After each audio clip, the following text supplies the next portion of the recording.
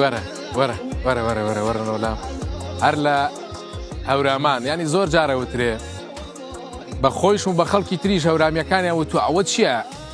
هەورامیەکان زۆربیان دەنگیان خۆشە. مەسەن ئەکرێکێک لە هۆکارەکەی ئەمە بێ کە مناڵەکان لە بری لایلایە بە چنیکەی سیادچەمانە پەروەردە بن لەگەڵ دەنگی باو باپیرانیانە گەورە بن.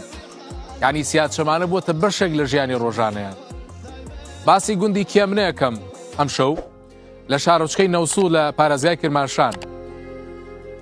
کاگاراز ڕەفیق پەیامنێری ئاوا لە هەورامانە گێڕێتەوە وەڵێ کاکە گیان گوندی کێمنە وەکو پایتەختی هونەری ڕەسەنی هەورامان و لانکەی سیادچەمانە ناسراوە.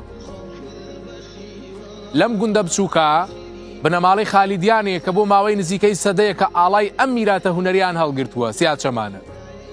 نەوە دوایینەوە دەنگی خۆشی و ئاوازی ڕەسەنیان گواسۆتەوە. بنەماڵی خالیدیان کە لە کێمنان بوونەتە هێمای پاراستنی سیادچەمان. ئەنی لێرە لەناو ئەم بنەماڵە هونەر تەنیا بەهرە نییە، بەشێکە لە ژیانی ڕۆژانە.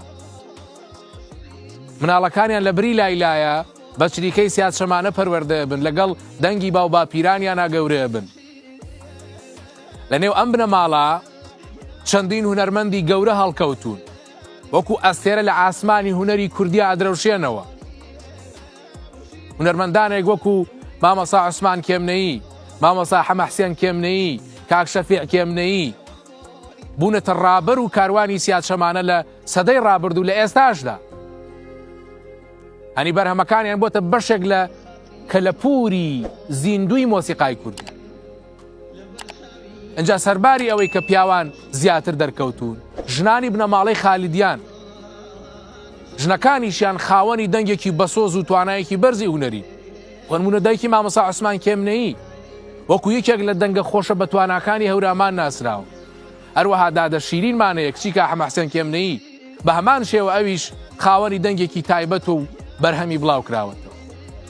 پێم خۆش بووم زانیاریانە لەسەر گوندی کێمنە و سەرچاوەی سیادچەمانە ئەو کەڵە هونەرمەندانەی هەورامان و کوردستان بزان.